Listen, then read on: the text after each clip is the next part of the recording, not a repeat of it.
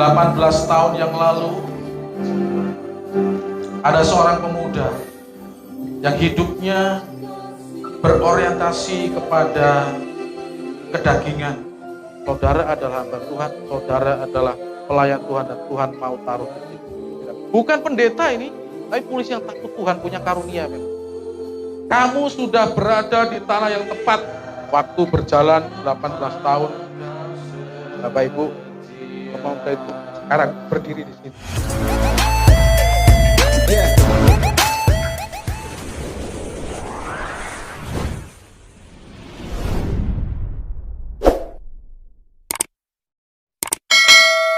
Baik, shalom Bapak Ibu yang terkasih di dalam kerajaan surga, di dalam nama Tuhan Yesus. Kita patut bersyukur bahwa di kesekian hari, sekian ribu hari dalam kehidupan kita, ya, Tuhan masih izinkan kita boleh berkumpul dengan saudara seiman di tempat ini. Ya, kita melihat ada beberapa teman kita yang tidak bisa hadir pada pagi hari ini. Memang ada yang di luar kota, bahkan di daerah, ya, dan juga ada yang berhalangan hadir. Tapi itu tidak mengurangi rasa ucapan syukur dan antusias kita untuk kita menyembah Tuhan. Saya memohon kepada kita semuanya untuk bangkit berdiri. Kita akan membacakan pengakuan iman rasuli versi GBI yang dipersingkat. Dalam hitungan yang ketiga kita akan membaca bersama-sama. 1, 2, 3. Aku percaya bahwa Alkitab adalah firman Allah. Allah yang Esa itu Tritunggal adanya. Yesus yang mati, bangkit, naik ke surga adalah juru selamat pengantara kita dan Raja selamanya. Manusia berdosa harus bertobat dan beriman agar diampuni, dibenarkan dan dilahirbarukan, lalu dibaptis secara Islam dan hidup suci. Bahasa roh adalah tanda awal baptisan Roh Kudus. Gereja melakukan ucapan kudus dan meyakini keseluruhan Tuhan Yesus akan datang kembali. Ada kebangkitan tubuh, kerajaan 1000 tahun, hukuman kekal dan hidup kekal. Tuhan, kami membawa roh jiwa tubuh kami ke pelataran-Mu pada pagi hari ini. Kami bersyukur Tuhan untuk kesehatan, kami bersyukur untuk penyertaan-Mu, kami bersyukur untuk setiap hal yang melekat dalam kehidupan kami, baik itu berkat jasmani maupun rohani. Kami setelah sekian 1 minggu Tuhan Kau izinkan untuk beraktivitas, dan Kau telah memampukan kami untuk menjalani. Kami mengucap syukur akan hal itu, dan supaya ucapan syukur itu Tuhan, kami hari ini berkumpul di tempat ini untuk menyatukan hati pikiran kami untuk memuji, menyembah, bermazmur, meninggikan nama-Mu, dan juga kami siapkan hati untuk diisi dengan kebenaran firman yang ada. Tentunya Tuhan, di dalam ibadah ini kami mengundang Roh Kudus untuk menjamah setiap kami, untuk Tuhan Kau menilik seberapa kami haus dan rindu untuk diisi dengan kebenaran sabda-Mu. Untuk itu ya Roh Kudus, berkeringat dan lawanlah setiap kami, baik kami yang melayani maupun umat-Mu yang hadir pada pagi hari ini tanpa terkecuali, dari anak-anak, remaja, dewasa, pemuda, dan sampai manula. Kami menyerahkan ke dalam tangan-Mu untuk Kau jamah, untuk Kau urapi, sehingga setiap kami dari ibadah ini Tuhan mendapatkan kekuatan yang baru untuk menjalani dalam kehidupan yang Kau percayakan di kemudian hari. Terima kasih Allahku, terima kasih Bapakku. Kami siap Tuhan untuk memuliakan Kau melalui pujian. Kami siap bertepuk tangan, kami siap memulai ibadah hanya di dalam nama Tuhan Yesus. Kami berdoa, haleluya, amin. Bapak Ibu dipersilakan duduk kembali. Kita tahu bahwa Bapak kita Bapak yang setia, kasihnya selalu ada buat kita. Untuk itu saya rindu mengajak Bapak Ibu sekalian untuk menyanyikan pujian baru. Kita sama-sama belajar tentang kasih setia Tuhan yang selalu ada dalam hidup kita. Bapak Kau setia.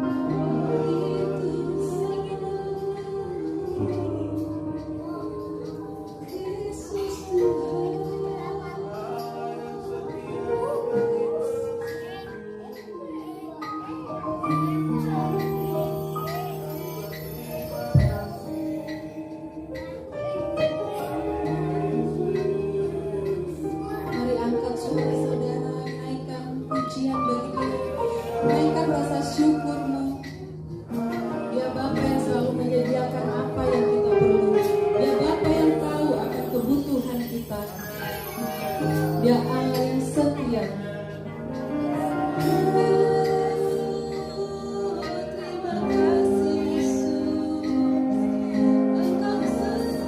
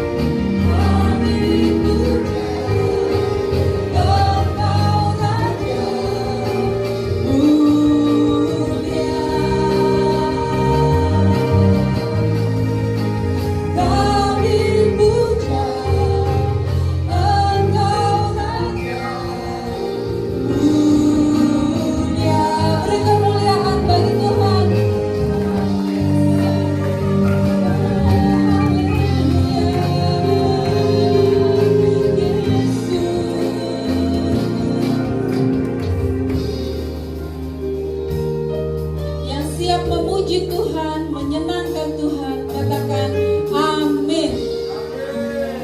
Amin. Shalom, selamat pagi. Roh kita lepaskan segala beban yang ada. Kita naikkan pujian, kau bahkan hidupku. Sungguh kau mempesona.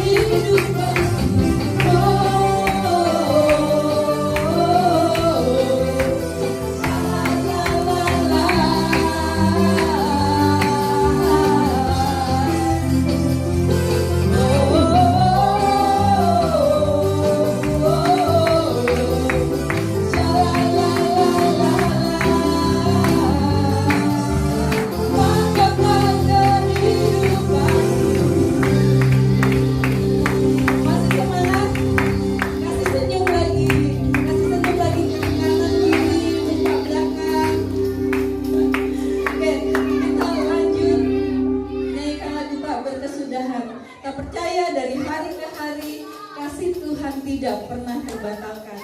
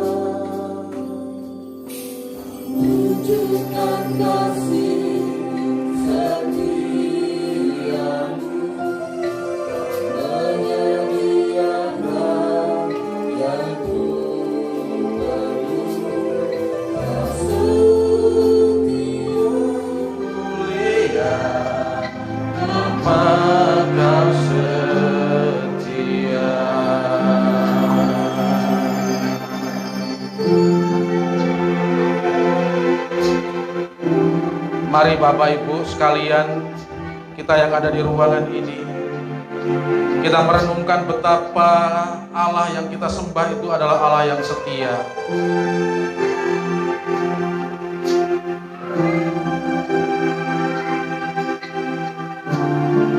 Delapan 18 tahun yang lalu, ada seorang pemuda yang hidupnya berorientasi kepada kedagingan. Hari-harinya diisi dengan hal-hal yang menyakitkan di hati Tuhan. Judi, mabuk, narkoba, penadah motor dilakukan oleh anak muda ini. 18 tahun yang lalu, anak muda ini dipanggil Tuhan, tetapi dia mengeraskan hati sampai pada akhirnya Tuhan sentil dengan suatu permasalahan di mana pemuda ini pada akhirnya berurusan dengan pihak berwajib, yaitu polisi, dan dijebloskan ke tahanan selama 23 hari. Di mana tepat usia 23 tahun dia ditahan selama 23 hari. Apa yang dicita-citakan oleh anak muda ini semuanya sirna. Uang yang dia kumpul, dia tabung dari hasil kejahatan habis dan berimbas kepada orang tua, di mana orang tua anak muda ini habis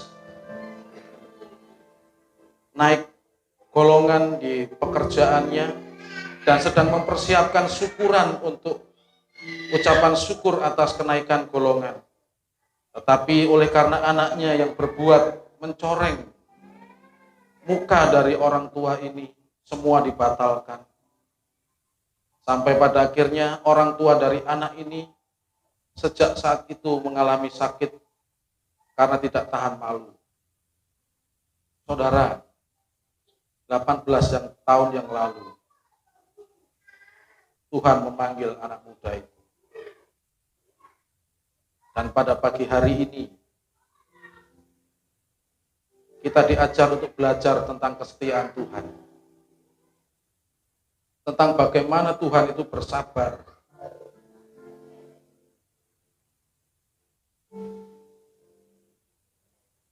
Terima kasih Tuhan. Terima kasih Bapak. Terima kasih. Setiap kami memiliki kekurangan dan kelemahan ya Tuhan. Tetapi karena kesabaran-Mu itulah yang membawa kami sampai dengan hari ini. Dan kami bersyukur untuk itu Tuhan. Terima kasih. Terima kasih Bapak. Sebagai ucapan syukur kami siapkan hati dan pikiran kami untuk belajar kebenaran firman-Mu pada pagi hari ini. Untuk lebih dalam kami mengenal isi hati-Mu, lebih dalam kami mengenal kesabaran-Mu, tetapi juga lebih dalam kami mengenal keadilan-Mu, di mana Engkau juga tidak pernah kompromi dengan dosa dan pelanggaran. Terima kasih Bapa, kami mohon Roh Kudus untuk mengurapi setiap kami, terlebih hamba-Mu yang akan menyampaikan kebenaran firman ini Tuhan.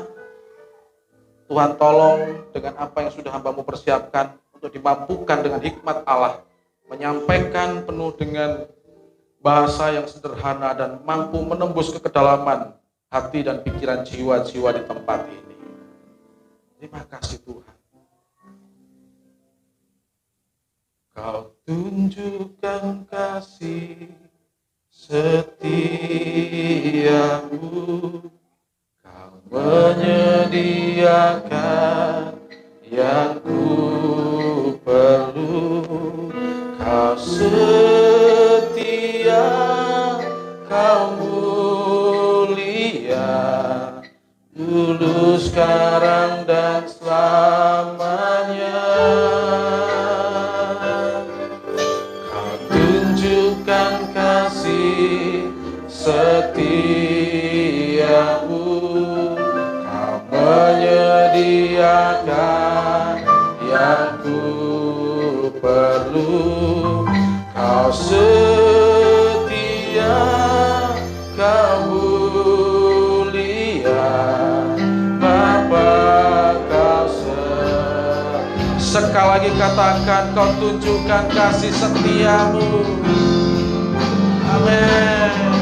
Kau tunjukkan kasih setia. Terima kasih Tuhan, Engkau menyediakan setiap apa yang kami perlukan Tuhan. Engkau setia, Engkau mulia Tuhan. Amin. Amin. Tunjukkan kasih setiamu, Kau menyediakan yang Kau setia, Kau mulia, Kau setia, Kau mulia, Kau setia, Kau mulia. Sekali lagi, Kau setia, Kau mulia. Dia, Kau sekali lagi katakan, Kau setia, Kau mulia. Kau setia, Kau mulia, Bapa, Kau setia. Amin Tuhan. Haleluya. Amin. Terima kasih teman-teman. Ya, Shalom Bapak Ibu. Selamat pagi. Banyak kursi kosong, ini tantangan bagi kita. Untuk kita berdoa supaya Tuhan kasih kapasitas untuk dipercayakan dengan rekan-rekan yang baru. Selain daripada memang ada beberapa yang ada yang di luar kota dan juga ada halangan. Bapak Ibu, sesuai dengan apa yang saya bagikan di grup, mungkin pagi ini tidak ada slide ya, karena saya lupa ini tidak membawa charger laptop ya, jadi takutnya nggak nutut nanti. Hari-hari ini kita sangat familiar dengan kalimat new normal, betul? Betul ya? Sangat familiar dengan kalimat new normal ini. Ya. Di mana ada suatu perilaku tatanan kehidupan masyarakat ya. Dari yang dahulunya ini adalah ya tanpa ada aturan-aturan yang mengikat ya. Itu pada akhirnya ketika mau beraktivitas ya, itu diatur dengan suatu protokol kesehatan. Jadi new normal adalah perubahan perilaku untuk tetap menjalankan aktivitas normal, namun dengan ditambah menerapkan protokol kesehatan guna mencegah terjadinya penularan. Kita bisa melihat kalau kita di bank. Ya, sebelum saya lanjut lagi, mungkin adik-adik bisa agak diturunin volumenya. Tapi sebenarnya Bapak Ibu, kita yang dewasa kita harus memaklumi anak-anak ya. Daripada anak-anak main di luar, kita tinggal di rumah kasih HP supaya nggak ganggu ibadah kita, tapi itu membunuh pelan-pelan. Mendingan anak nggak apa-apa ribut di gereja, dari kecil kita ajar di gereja. Ya. Kita yang dewasa menyesuaikan, ya, menyesuaikan. Kalau di belakang terganggu, ada 4 kursi di depan yang masih kosong, ya supaya bisa fokus. Baik, kembali kepada materi yang ada, firman Tuhan ya. Kita hari-hari ini akrab dengan kalimat new normal ya.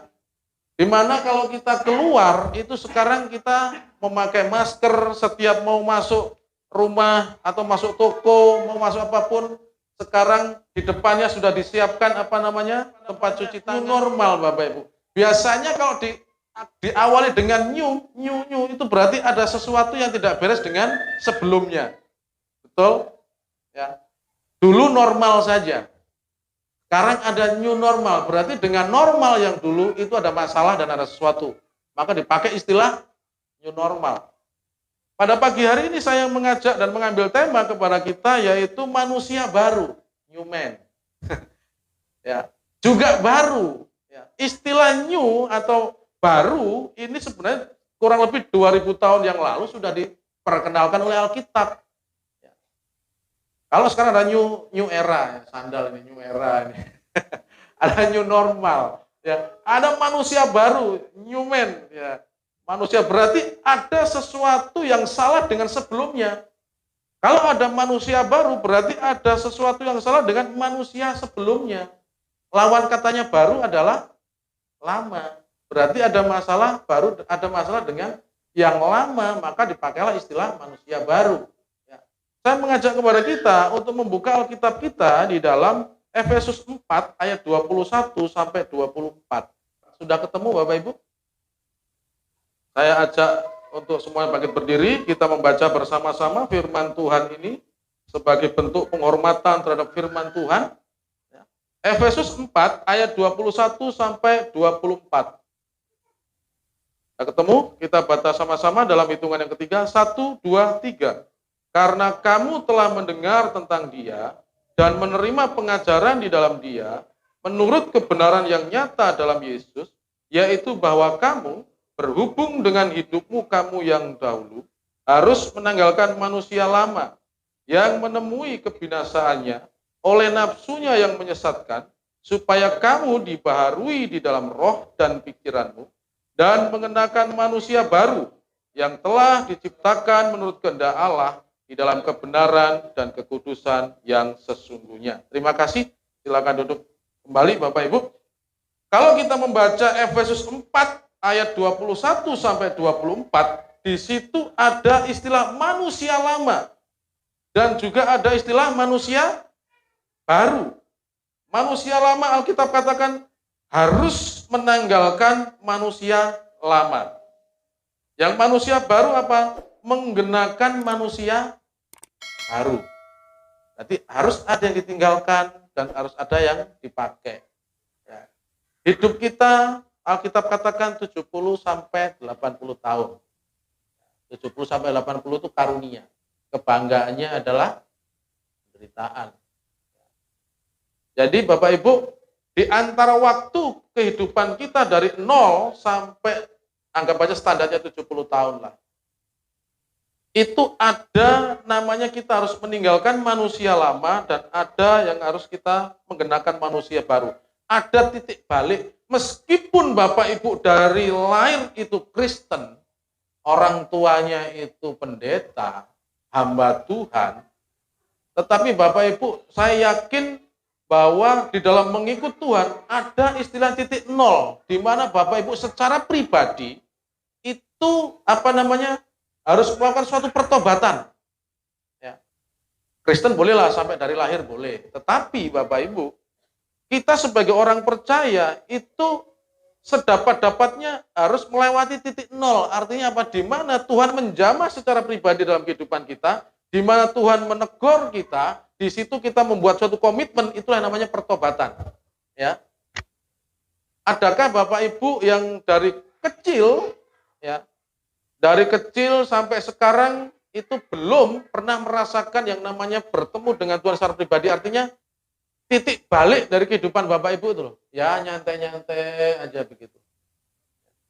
Kalau orang yang dari seberang, nah itu gampang ditanya. Gampangnya kenapa?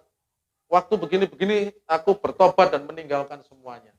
Tetapi kalau yang dari kecil memang Kristen setiap hari sekolah minggu dari kecil sampai remaja, nah itu pun juga harus mengalami yang namanya titik nol, tanda petik ya.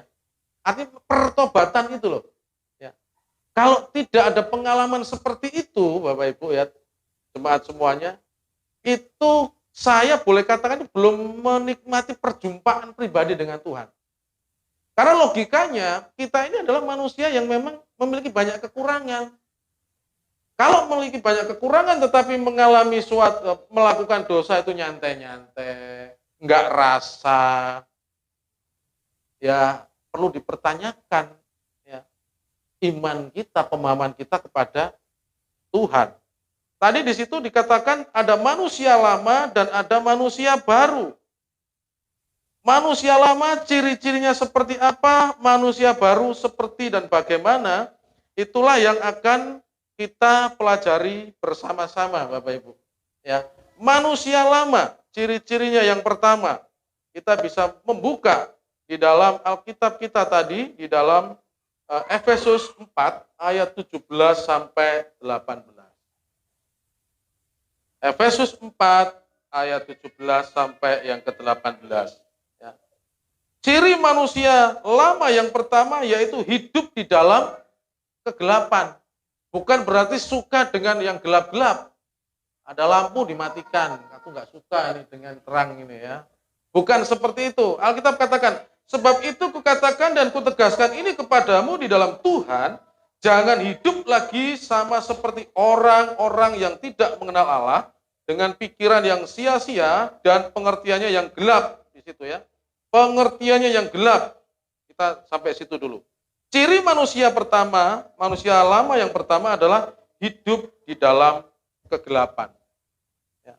Hidup di dalam kegelapan. Yang dimaksud di sini adalah begini Bapak Ibu. Orang yang hidup dalam gelap itu tidak tahu depan itu ada apa. Betul? Ada yang tahu Bapak Ibu ketika berjalan dalam kegelapan, gelap ini. Meskipun di depan itu kita tidak ada apa-apa, jalan apakah Bapak Ibu begini? Pasti juga begini. Meskipun di depan tidak ada apa-apa ya pasti begini juga. Tangan ini paling-paling melindungi kepala lah supaya tidak kena tembok, padahal nggak ada apa-apa. Ya. Yang dimaksud di sini ya, yang dimaksud di sini orang yang hidup di dalam kegelapan adalah pengertiannya itu untuk masa depan, dalam kekalahan tidak ada. Ya. Hidupnya adalah dipersembahkan untuk dunia. Hidupnya dipersembahkan untuk kedagingan, tanpa arah dan tanpa tujuan. Tujuan ada tetapi jangka pendek. Bagaimana supaya aku sukses di dunia? Tidak salah. Tetapi caranya, itu yang membedakan. Ketika kita punya visi harus sukses di dunia, tetapi ada cara yang membedakan antara orang hidup dalam gelap dan terang. Orang hidup dalam gelap itu bagaimana supaya dia sukses, sikut kanan, sikut kiri, tendang kanan, tendang kiri. Ya. Bagaimana supaya aku bisa sukses sampai sana, kalau bisa aku korbankan teman A, B, C, D. Ya. Itu orang hidup dalam kegelapan karena tidak mengerti kebenaran, tidak mengerti terang Bapak Ibu ya. Tidak hidup di dalam hikmat ilahi. Nah, Paulus, Bapak Ibu, ini berbicara tentang manusia lama dan manusia baru ini kepada jemaat di Efesus, kepada orang-orang percaya di sana. Berarti Paulus melihat meskipun ada orang yang berjemaat beribadah setiap minggu, tetapi ada yang hidupnya masih mempraktekkan hidup di dalam kegelapan. Paulus tegur melalui suratnya ini. Nah, pagi hari ini kalau misalkan di antara kita masih hidup dalam kegelapan, ya, setiap minggu ke gereja, ya, program BUK ikut, tetapi pengenalan dengan Tuhan kita masih samar-samar. Bapak, pagi hari ini kesempatan bagi kita untuk memperbaiki diri. Jemaat di Efesus diingatkan oleh Paulus, ya, karena surat ini ditujukan ke Efesus dan ini diberikan, berarti Paulus melihat bahwa masih ada jemaat yang hidup di dalam kegelapan. Di sini. Ya. Kalau kita masih hidup di dalam kegelapan, Bapak Ibu, masih saja, ya, artinya menyukai dengan hal-hal yang bertentangan dengan firman Tuhan. Pagi hari ini, mari kita kembali dan kita nanti di akhir daripada firman Tuhan ini mengambil komitmen yang baru. Itu yang pertama. Yang kedua, ciri manusia lama yang kedua, itu juga masih di dalam Efesus 4 ayat yang ke-18. Ciri manusia lama yang kedua, yaitu hidup jauh dari persekutuan dengan Tuhan. Ya. Dan pengertiannya yang gelap tadi, berikutnya koma, jauh dari hidup persekutuan dengan Tuhan, koma, sampai di situ dulu. Ya. Apa yang dimaksud dengan jauh dengan persekutuan dengan Tuhan, saudara? Artinya seperti ini. Oke, setiap minggu kita juga masih beribadah, doa ikut, komsel ikut. Tetapi untuk ketika diperhadapkan dengan suatu masalah, ketika diperhadapkan dengan suatu dilema dalam kehidupan kita, jalan yang kita ambil itu tidak bertanya kepada Tuhan. Ya. Tetapi bertanya kepada selain daripada Tuhan. Yang namanya bersekutu itu harus, namanya bersekutu kalau normal ya, itu ada yang namanya itu ikatan. Ada yang namanya keterbukaan. Ada yang namanya komunikasi yang baik. Nah, manusia lama di sini dikatakan ciri yang kedua adalah hidup jauh dari persekutuan dengan Tuhan. Yang dimaksud di sini Bapak Ibu bukan bersekutu seperti ini ya. Setiap minggu kita gereja. Tetapi bagaimana kita secara pribadi menjadikan Tuhan itu sebagai pusat hidup kita. Yang pertama, ya, orang yang tidak memiliki persekutuan dengan Tuhan, yang pertama nih, tidak memiliki jam-jam pribadi dengan Tuhan. Tidak ada doa pribadi dengan Tuhan. Doanya adalah doa hanya mau makan dan mau tidur. Itu pun kalau ingat. Ya. Kalau enggak ingat ya makan aja. Ciri yang pertama yang tidak memiliki persekutuan dengan Tuhan adalah ia tidak memiliki jam-jam doa secara pribadi. Jam doa pribadi itu begini Bapak Ibu. Kita menghususkan waktu kita selama 24 jam ini kita hibahkan, ya, mungkin saya tanda petik hibahkan aja, mungkin 10 menitkah untuk mengawali khusus dengan Tuhan, merenungkan firman Tuhan. Nanti ketika sudah menjadi suatu kebiasaan, kita bisa nambah dengan sendirinya. Saya dulu awalnya 30 menit, nambah 15 menit, nambah jadi 2 jam, nambah 2 jam 15, 1 jam 15, 1 jam setengah. Sekarang rata-rata kurang dari 2 jam. Dan kalau enggak saya lakukan, itu enggak enak. 3:30 harus bangun mengucap syukur kepada Tuhan. Karena apa? Karena kita diberi hari pada hari ini, itu nafas. Siapa yang bisa menjamin ketika kita tidur malam, bisa bangun pagi? Ada? Karena kita enggak tahu. Bapak Ibu. Makanya pentingnya kita memiliki jam doa secara pribadi dengan Tuhan. Yang kedua, ciri orang yang hidup dalam tidak bersekutu dengan Tuhan adalah tidak mengandalkan Tuhan di dalam hidupnya, tetapi mengandalkan diri sendiri. Artinya setiap ada sesuatu, ada pun pengalaman kita yang kita andalkan, tidak salah pengalaman itu karena guru. Tetapi bagaimana ketika kita dengan pengalaman itu bertanya kepada Tuhan? Kita mengandalkan relasi kita mengandalkan kekayaan kita. Ciri yang ketiga, orang yang tidak hidup dalam persekutuan dengan Tuhan adalah Kristus itu tidak hidup di dalam dirinya, tetapi dirinya dengan segala keinginan kedagingan. Artinya bahwa apa yang membuat saya nyaman secara daging itu yang saya kerjakan, meskipun dia KTP-nya Kristen. Banyak kita temukan Bapak Ibu. Hari-hari ini banyak kita temukan. Dengan kesusahan, kesulitan yang ada, inilah Tuhan saatnya memurnikan. Dan saya mengharapkan bahwa kita di dalam persekutuan ini, ya, untuk selantiasa kita itu hidup dengan bersekutu kepada Tuhan. Jadikan Tuhan itu sebagai pusat di dalam kehidupan Bapak Ibu. Orang yang hidup seperti ini Bapak Ibu, akan sulit menjalani kehidupan. Hidupnya itu akan terombang-ambing. Kenapa? Antara mendengarkan firman Tuhan dan antara memenuhi keinginan daging.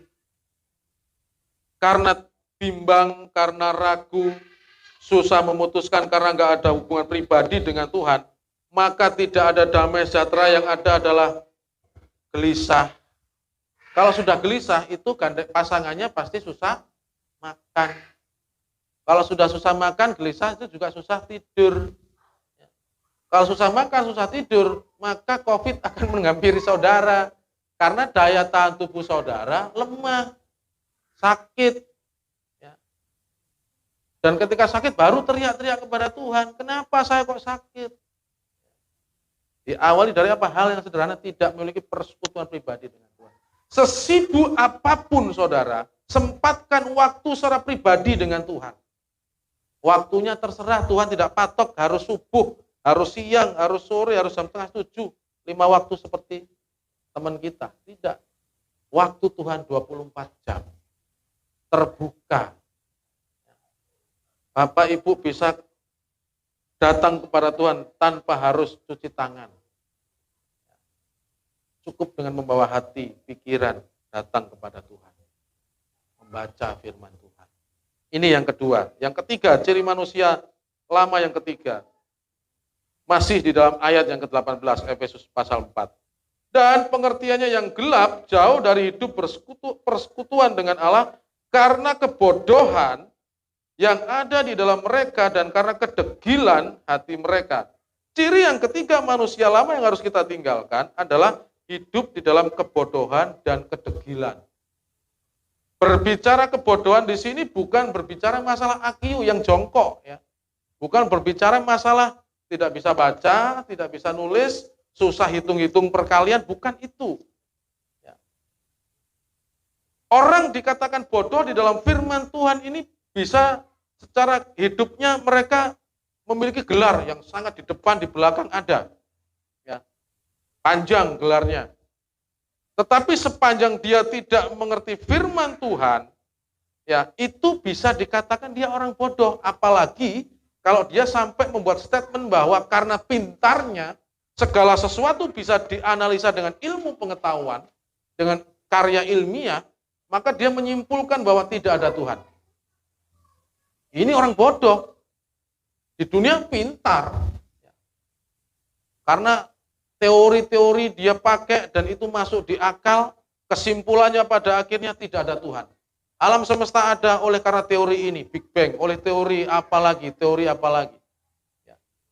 Manusia ada oleh karena hukum sebab akibat. Orang yang seperti ini, inilah yang dikatakan orang bodoh. Ya. Meskipun dia gelarnya di depan dan di belakang banyak, saudara. Dan kalau kita tidak memahami kebenaran firman Tuhan, maka kita, Bapak Ibu, akan terjebak dengan agama atau kepercayaan-kepercayaan di luar daripada firman Allah. Agama di luar sana semuanya memberikan atau mengajarkan kebaikan. Kepercayaan di luar sana mengajarkan toleransi. Kepercayaan di sana mengajarkan bagaimana supaya kita menghargai. Tetapi kalau kita tidak mengerti firman Tuhan, kita bisa terjebak oleh itu. Karena apa? Yang dikedepankan adalah kebaikan, tidak salah. Tetapi tujuan dari kebaikannya itu adalah untuk keselamatan. Nah ini yang membedakan. Ya, sering kita dengar. Kalau kita memahami firman Tuhan, saudara, Bapak Ibu semuanya, maka kita terhindar dari hidup yang bodoh dan degil. 3 hal ini harus kita tinggalkan sebagai manusia lama, ya, hidup dalam kegelapan, hidup jauh dari persekutuan dengan Tuhan, hidup dengan bodoh dan degil, harus kita tanggalkan. Harus kita tinggalkan itu untuk menjadi new man, untuk menjadi manusia baru. Ya. Manusia lama kita sudah kita lewati, kita tinggalkan. Kita menggunakan jubah yang baru, kita menggunakan hidup yang baru, setelah mendapatkan pembaharuan dari Tuhan melalui Roh Kudus, melalui firman Allah, kita gunakan manusia baru. Manusia baru adalah manusia yang tidak pernah berhenti untuk mau belajar mengenal Tuhan dan pengajaran di dalam Kristus. Bapak Ibu membaca Alkitab dari tahun 1000 tahun, 2000 tahun yang lalu, enggak sampai 2000 tahun ya. Dari 1800 tahun yang lalu, isinya sama. Isinya tidak berubah. Ceritanya kejadian ya pada mulanya. Wahyu, amin. Begitu aja. Kadang-kadang kita mau membaca, ceritanya itu aja. Paling-paling kita, Ayub ini orang bener. Terus habis itu semuanya hartanya ini, udah endingnya dia dipulihkan sama Tuhan. Sudah selesai. Ya. Kita berbicara Petrus, Petrus saya sudah tahu. Apalagi dari sekolah minggu sudah diajarin. Ya, bahwa dia kayak kemarin, dia menyangkal. Ya. Habis itu dia bertobat, dipulihkan. Kita bicara Yudas, Yudas tahu dia akhirnya gantung diri. Bukan seperti itu, Bapak Ibu. Belajar kita adalah meskipun kita sudah hafal, kita tetap baca. Roh Kudus akan memberikan pengetahuan. Renungan pagi yang saya bagi di WA, Bapak Ibu, setiap pagi di grup, itu di hari ini yang saya baca tahun kemarin, itu firmannya sama pasal dan ayatnya. Karena itu jadwal tahunan saya. Tetapi kalau Bapak Ibu masih menyimpan renungan saya yang tahun kemarin tanggal, berapa nih sekarang? 12 Agustus, temanya pasti beda. 12 Juli ya. Maaf, saya terlalu semangat jadi. Ya, 12 Juli, maaf. Ya. Tadi pagi kita berbicara belajar merendahkan hati, merendahkan diri. Jemaat di Filipi. Petrus melihat potensi perpecahan ada ini. Di mana ada orang-orang yang mementingkan meskipun berkomunitas, tetapi dia tidak menghiraukan kepentingan komunitas, mementingkan diri sendiri. Epen dengan orang lain, yang penting aku oke, menonjol. Paulus tegur jemaat di Filipi. Dan tadi pagi ketika saya membaca, oh kayaknya ayat ini yang perlu saya share, karena juga memberkati saya. Beda dengan yang 1 tahun yang lalu kalau Bapak masih simpan. Mungkin nanti tahun depan ya akan beda lagi. Inilah manusia baru. Tidak bosan belajar firman Tuhan. Filipi 3 ayat 10 saya bacakan kepada Bapak Ibu. Yang ku kehendaki ialah mengenal Dia dan kuasa kebangkitannya dan persekutuan dalam penderitaannya, di mana aku menjadi serupa dengan Dia dalam kematiannya. Inilah ciri manusia baru, ya, yaitu belajar firman Tuhan. Belajar apa? Belajar tentang penderitaan Kristus, belajar tentang kebangkitannya, belajar tentang janjinya, tanda-tandanya bagaimana. Belajar bagaimana dia menanggalkan kemahakuasaannya untuk dengan rendah hati dia hidup, diawali dengan segumpal daging di kandungan seorang wanita. Dia yang berkuasa menggenggam dunia, menggenggam alam semesta, pada akhirnya dia hanya menggenggam jemari Maria yang sangat kecil. Dia harus belajar untuk bilang minta susu. Harus belajar aku mau pipis.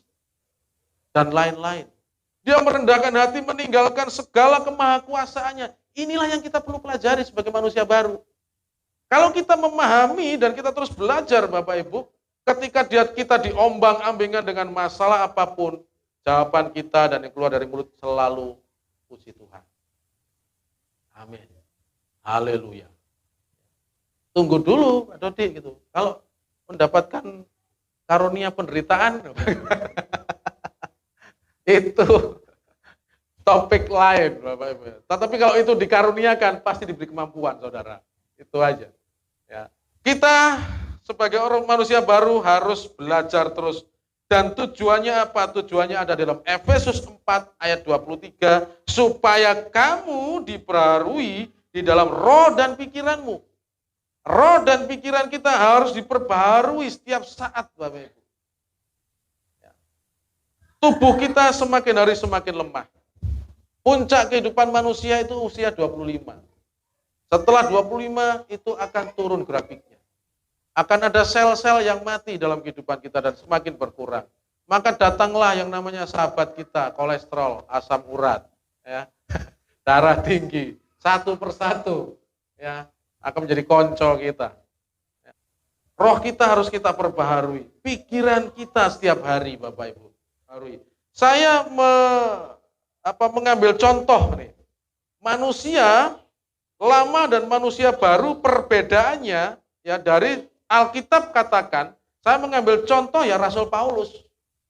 Karena dia yang memerintahkan kepada orang-orang yang ada di Efesus, tentunya ketika dia memerintahkan itu berarti dia sudah memberi contoh. Nah, saya akan memberikan contoh kehidupan Rasul Paulus Bapak Ibu. Rasul Paulus dilahirkan di Tarsus, ya Kisah Para Rasul 22 ayat 3. Dilahirkan di Tarsus di sebuah kota metropolis Romawi, provinsi Kilikia. Dia dilahirkan di Tarsus, Alkitab katakan Kisah Para Rasul 22 ayat 3. Terus dia keturunan bangsa apa? Etnis apa? Alkitab katakan di dalam Roma 11 ayat 1, Filipi 3 ayat 5. Saulus dilahirkan oleh orang tua berkebangsaan Yahudi dari suku Benyamin. Jelas. Ini tentang Paulus. Kalau kita melihat latar belakangnya, pendidikannya Bapak Ibu. Dia ini orang yang memiliki pendidikan yang luar biasa. Karena dia memiliki pendidikan yang baik, berarti dia dari latar belakang orang yang berada. Dia pendidikannya dibawa langsung, ya, seorang namanya Gamaliel. Di mana itu? Itu juga ada di dalam Kisah Para Rasul 22 ayat 3. Kisah Para Rasul 5 ayat 34.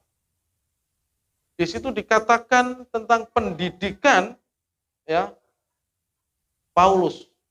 Gurunya ini Gamaliel ini, gurunya ini bukan sembarang guru. Dia salah satu anggota Sanhedrin. Ketika Petrus dan Yohanes dilarang untuk memberitakan firman Tuhan di dalam Kisah Para Rasul, di awal-awal Kisah Para Rasul 5 kalau nggak salah, ya, Gamaliel hanya mengucapkan beberapa kalimat. Semua orang-orang Sanhedrin di situ dia mendengarkan. Udah keluarkan saja orang ini. Kalau memang pengajarannya bukan dari Allah, akan hilang sendirinya. Dan langsung didengar oleh anggota Sanhedrin yang lain. Betapa gurunya ini memiliki pengaruh yang luar biasa. Pengaruh yang besar. Dan ini gurunya Paulus, pendidikannya. Dan di dalam soal pengetahuan Taurat, Bapak Ibu, soal pengetahuan firman Allah, ya, hukum Taurat dan perjanjian lama, dia di atas rata-rata. Galatia 1 ayat 14. Di situ dia di dalam pengetahuan akan Taurat itu di atas rata-rata. Artinya apa? Artinya bahwa dia itu jenius. Ya, Galatia 1 ayat 14. Pendidikan pengetahuannya tentang firman Allah.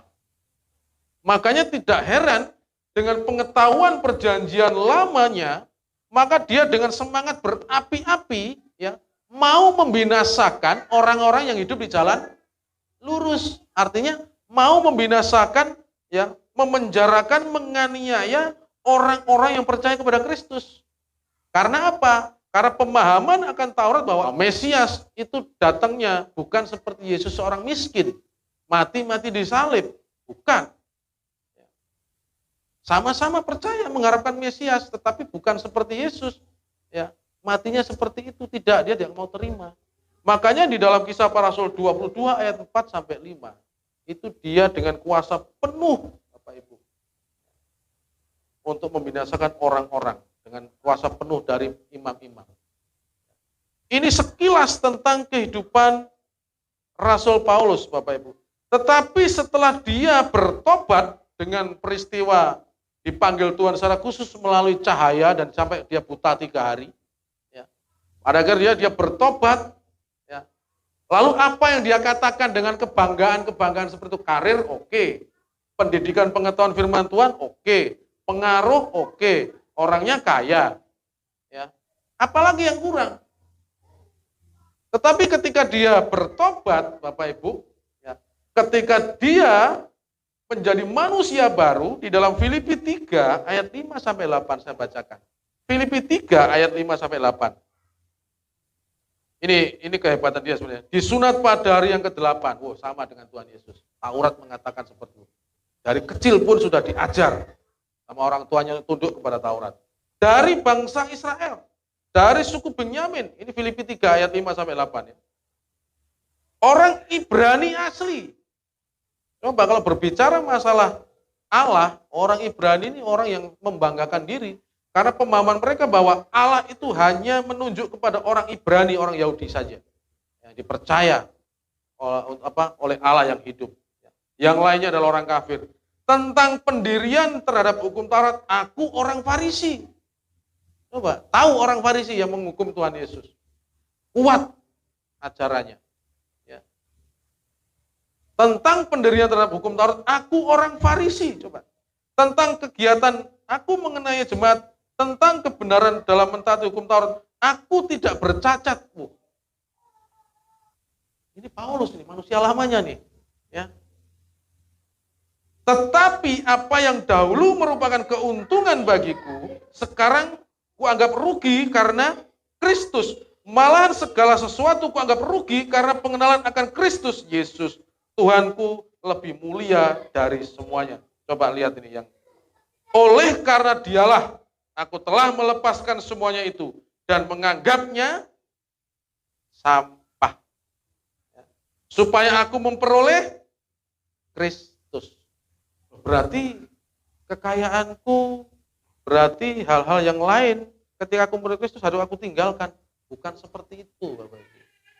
Ada perubahan pola pikir. Yang dulunya adalah di dalam beribadah itu mengandalkan dengan kekuatannya, tetapi ketika menjadi orang manusia baru, itu berorientasi kepada apa yang Kristus ajarkan. Apa sih yang Kristus ajarkan? Mengasihi sesama kita. Ya toh? Kalau mengasihi Allah, Paulus sudah lakukan. Konsepnya Paulus manusia lama ketika mengasihi sesama adalah sesama orang Yahudi. Makanya Tuhan Yesus sampai membuat ilustrasi tentang orang Samaria yang baik hati. Nah, ketika dia menjadi manusia baru, semuanya dia tinggalkan. Dan dia fokus kepada Kristus, Bapak Ibu. Sudahkah kita setaraf dengan ini? Tentunya kita semuanya masih belajar. Saya juga belajar. Dan hidup beriman kepada Kristus dari hari ke hari harus disertai dengan belajar dan belajar. Berikutnya tentang Paulus, Bapak Ibu. Ya. Ketika dia menjadi manusia baru, yang berikutnya adalah dia yakin dengan panggilannya sebagai orang percaya. Tetapi memang kita yakin dipanggil Tuhan bukan hanya sebatas dipanggil untuk duduk dan diam di gereja. Tetapi untuk apa aku dipanggil, ini yang perlu kita diskusikan dengan Tuhan. Kenapa Tuhan memanggil saya dan apa yang harus saya kerjakan untuk mempermuliakan Tuhan? Itu yang perlu kita renungkan. Seperti minggu kemarin saya sampaikan, setiap kita orang percaya minimal kasih 1 talenta, 1 karunia. Paulus yakin dengan panggilannya di dalam Kisah Para Rasul 26 ayat 17 sampai 18. Kisah Para Rasul 26 ayat 17 sampai 18. Begini firman Tuhan.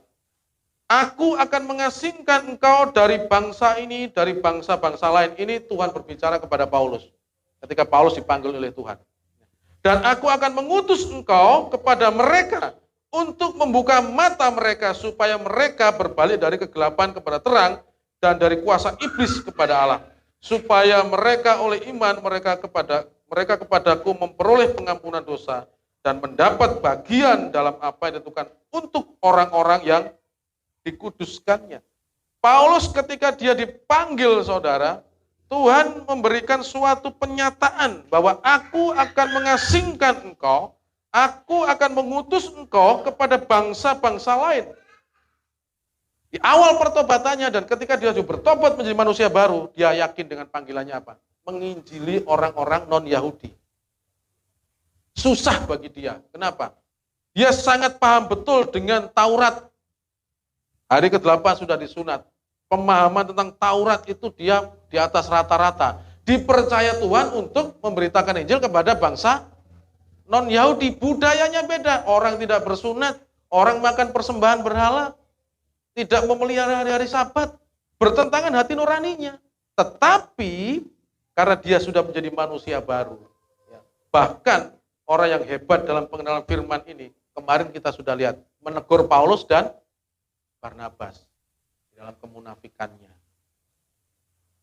Kenapa dia bisa lakukan ini, menanggalkan semua pengetahuan tentang Tauratnya? Karena dia menjadi manusia baru, tunduk kepada firman Allah. Apa yang Tuhan ajarkan? Berikutnya, ketika dia menjadi manusia baru, saudara, selain daripada semuanya dia anggap sampah, selain daripada dia yakin dengan panggilannya, dia setia sampai akhir. Di dalam kisah 2 Timotius 4 ayat 7. 2 Timotius 4 ayat 7. Aku telah mengakhiri pertandingan yang baik. Aku telah mencapai garis akhir. Dan aku telah memelihara iman. Pertanyaan bagi kita. Kita ini adalah orang yang sudah dipanggil oleh Tuhan. Apakah kita sudah menanggalkan manusia lama kita sepenuhnya? Yang kedua pertanyaan, apakah kita sudah tahu Tuhan panggil kita untuk apa? Apakah hanya sekedar sampai hari ini pun aku tidak tahu Tuhan panggil aku untuk apa? Yang jelas kalau minggu ada jam 9 ibadah, saya datang ibadah. Kalau ada doa malam, saya ikut doa. Kalau ada berbagi untuk keseimbangan, aku ikut di sana. Nanti misalkan ada NUJ, ngamen itu, aku juga ada di sana. Itu tidak salah Bapak Ibu. Tetapi kenalilah secara pribadi panggilan Bapak Ibu itu apa. Tidak semuanya sama dipanggil. Ada yang dijadikan pendoa syafaat, ada yang mau dianugerahi bermain musik, ada yang dianugerahi yaitu apa? Karunia memberi. Ada yang dianugerahi apa? Karunia untuk administrasi. Ya. Makanya mulai dari hari ini saya terus nih, saya singgung terus supaya Bapak Ibu ini terusik ya, bahwa aku menjadi orang percaya bukan hanya tempat duduk, diam, berdoa, pulang lagi di gereja. Tidak. Tetapi Bapak Ibu menemukan aku dipanggil oleh Tuhan itu untuk apa? Kontribusiku untuk kerajaan surga ini apa? Itu yang harus kita perlu renungkan. Paulus jelas. Ya. Dia dikasih jelas oleh Tuhan dan dia ngikutin. Di awal tadi saya sempat ceritakan kisah pemuda 18 tahun yang lalu. Dia dipanggil Tuhan pada akhirnya, tetapi dia mengeraskan hati. Sampai dia bermimpi bahwa dia tenggelam di lautan. Tidak ada yang menolong. Di dalam mimpi itu ketika tinggal tangan saja. Itu dalam mimpi itu ya, karena kita tidak tahu ya wajahnya Tuhan Yesus seperti apa. Tetapi gambar-gambar kan seperti itu. Ya. Jadi pemuda itu melihat bahwa ketika dia mau tenggelam, dia diangkat oleh Tuhan Yesus. Dia diangkat, Tuhan Yesus terbang begitu loh, dalam mimpi ya. Diangkat oleh Tuhan Yesus dan dia bilang, aku akan memakai engkau. Itu dipanggil begitu dan ketika pemuda ini sharing dengan hamba Tuhan, cepat bertobat. Kalau enggak, kau nanti akan kena masalah, Tuhan pakai cara lain. Betul, karena pemuda ini tidak mau bertobat, Tuhan pakai cara lain dengan cara yang, ya kalau sudah pakai caranya Tuhan saudara, itu kadang-kadang menyakitkan. Pada akhirnya dengan kesalahan-kesalahan yang dia buat, dengan kedagingan, pelanggaran-pelanggaran hukum, pemuda ini pada akhirnya masuk di tahanan. Umur 23 hari, ditahan 23 hari. Tidak sampai masuk dalam persidangan. Karena doa orang tua mungkin. Tapi yang jelas orang tuanya dan neneknya waktu itu berdoa. Diajaklah karena mungkin stres, maka hamba Tuhan datang, ikut kembali. Refreshing, seneng katanya hamba Tuhan ini. Udahlah, anak muda ini seneng. Diajak kembali 2 hari, dari Bali tidak kembali ke rumah, langsung ke Jakarta. Ya. Dan di Jakarta sekitar 2 atau 3 minggu, dimasukin sekolah Alkitab. Ini penjara yang lebih parah ini. Orang nggak ngerti doa, nggak ngerti pujian, hidupnya seperti itu, masuk sekolah Alkitab. Mendingan di dalam tahanan, masih ada susu. Karena ada uang, ada yang mijitin mungkin begitu. Jam 3:30 harus bangun ikut doa pagi. Pemuda ini waktu itu ketika mau kelas selalu duduk di pojok dan tidak pernah melihat ke depan. Takut disuruh berdoa untuk mulai pelajaran. Mimpin pujian, doa itu paling pantangan karena nggak tahu pujian, tidak bisa berdoa. Bapak Ibu. Pada akhirnya karena sudah tidak bisa memberontak, menyerahlah pemuda ini. Dia berpuasa kepada Tuhan dan dia meminta bimbingan dan pada waktu itu masih ingat betul sekitar bulan-bulan Juli. Akhir Agustus awal. Di jam-jam 2:30 pagi pemuda ini bermimpi ada 3 hal. Yang pertama bahwa kamu akan aku kasih, bahasanya bagaimana? Memiliki istri nanti seperti ini. Wajah putih tapi wajahnya nggak ada. Polos saja kayak tembok ini, kita nggak tahu juga ini siapa ini kan begitu. Yang kedua adalah kamu akan aku taruh di Papua. Yang ketiga, kamu akan menjadi penginjil yang akan banyak membaptis orang. Berjalannya waktu dengan sekolah yang ada, ketika ada pelayanan yang enak, tidak maulah ke Papua. Tetap Tuhan sama-sama pelayanan. Sama-sama pelayanan, aku di sini sajalah.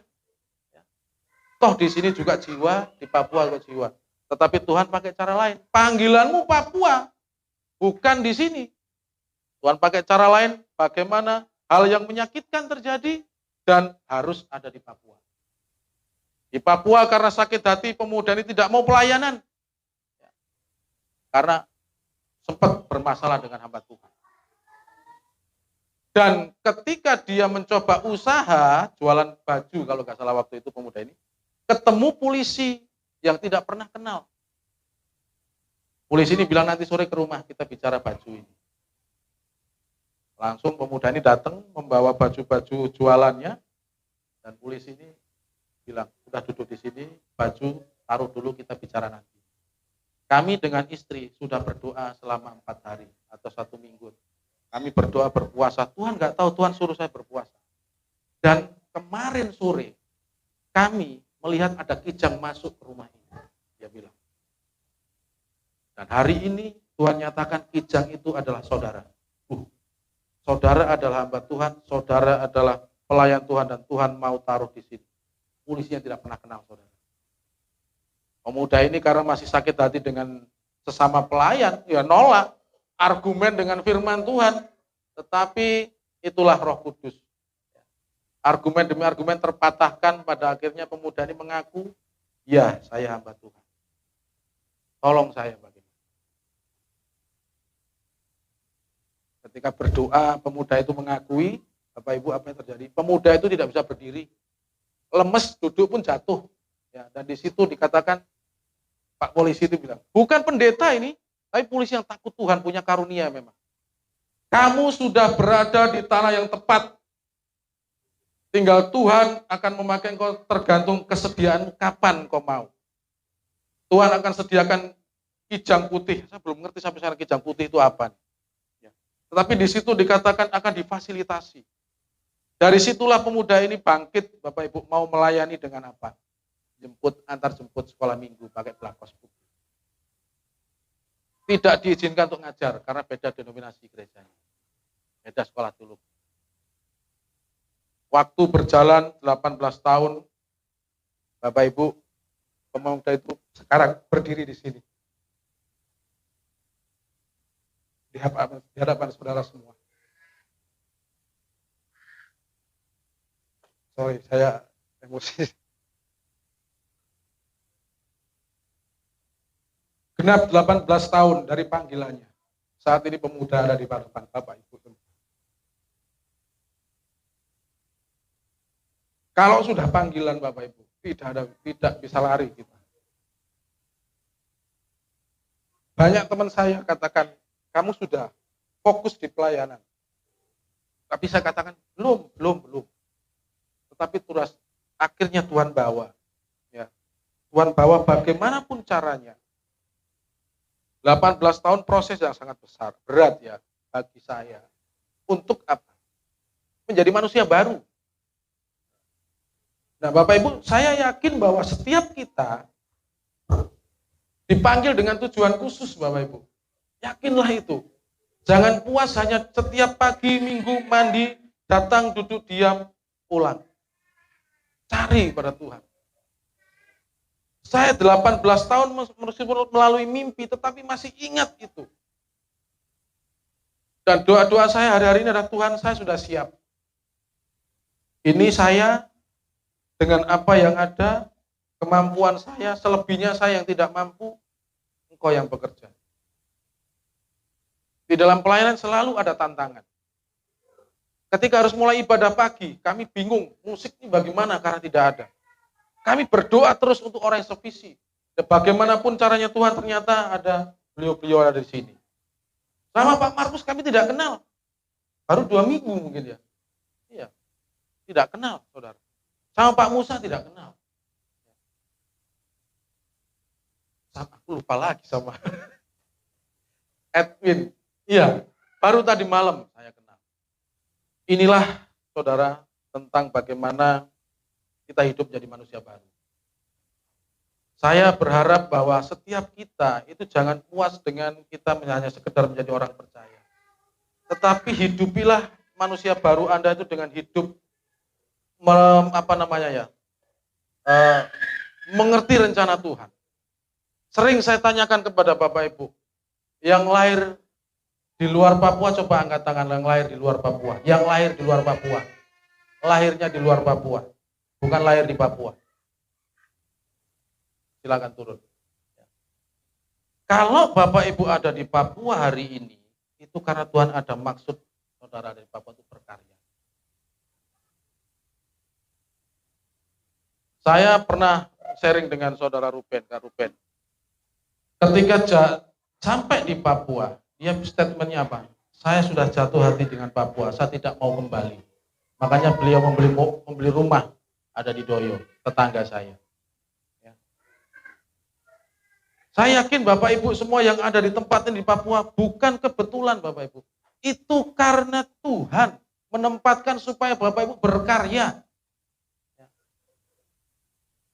Makanya saya mengajak karena Tuhan sudah mengizinkan saya di Papua, bahkan sampai dengan hari ini ada persekutuan terus nih saya bawa nih. Bapak Ibu bukan kebetulan ada bersekutu dengan saya dalam persekutuan ini. Karena Tuhan ada rencana yang harus Bapak Ibu kerjakan bersama-sama untuk menjadi berkat buat Papua. Kita awali dulu dengan AB. Kemudian kita ke Jayapura. Berikutnya apa? Papua. Seperti firman Tuhan katakan, Yerusalem, Yudea, Samaria, dan seluruh sampai ujung bumi. Pelan-pelan namun pasti. Ada tantangan? Ada. Tetapi tantangan yang di luar kemampuan kita, itu bagiannya Tuhan, jangan dipikir. Bagian kita mengerjakan hari demi hari, kita lakukan apa yang menjadi tugas kita. Setia dengan hal itu, maka Tuhan akan mampukan. Mari masing-masing kita, Bapak Ibu, kita merenungkan firman Tuhan ini. Merenungkan tentang manusia baru ini. Ya. Bagaimana Tuhan panggil saudara, disuruh untuk menanggalkan manusia lama, kemudian untuk mengenakan manusia baru.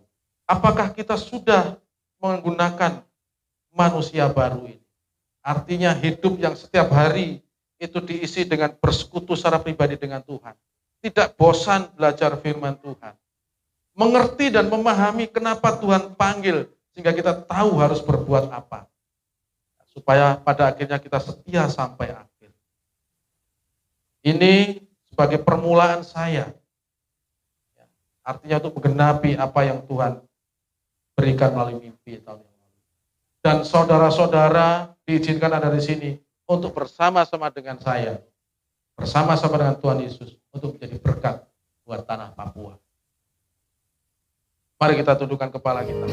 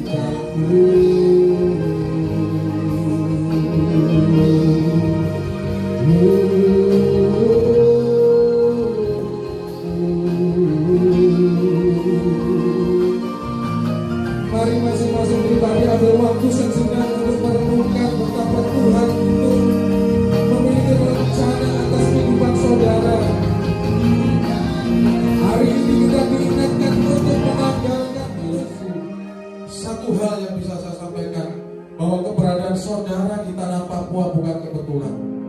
Saudara ada di tanah Papua karena Tuhan pilih secara khusus untuk menjadi berkat buat tanah Papua. Sekecil apapun kontribusi saudara, sudah Tuhan berikan untuk saudara lakukan. Jika saudara tidak melakukan, tidak ada orang yang dapat menggantikan, maka akan ada kekosongan dalam pekerjaan Tuhan. Terima kasih Tuhan, terima kasih. Terima kasih Bapak. Terima kasih.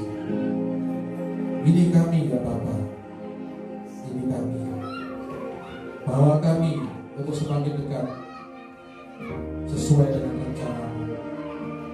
Usia kami hari semakin berkurang.